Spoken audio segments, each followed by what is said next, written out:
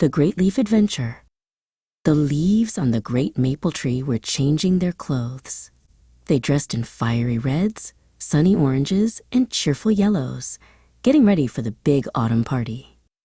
A chilly wind whispered through the branches, telling secrets of the coming winter. The leaves danced and twirled, knowing their time on the tree was almost over. One Saturday morning, the ground was a colorful carpet of fallen leaves. "Time for a leaf adventure," Dad announced. The whole family bundled up and went outside. Dad raked the leaves into a giant mountain. Mom held the bags open, ready to gobble them up.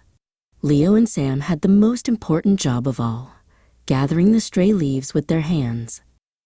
They worked and worked until the pile of leaves was as tall as a small hill. "Ready for the best part?" Sam whispered to Leo.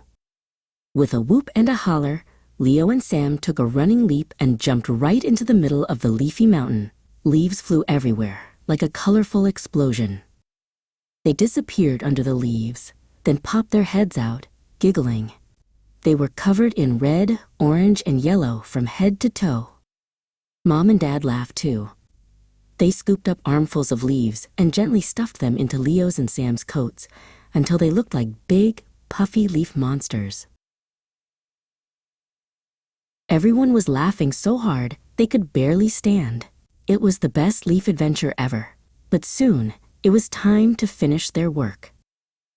Together they bagged up the rest of the leaves, their laughter echoing in the crisp autumn air. They knew that even though winter was coming, they would always have the memory of their great leaf adventure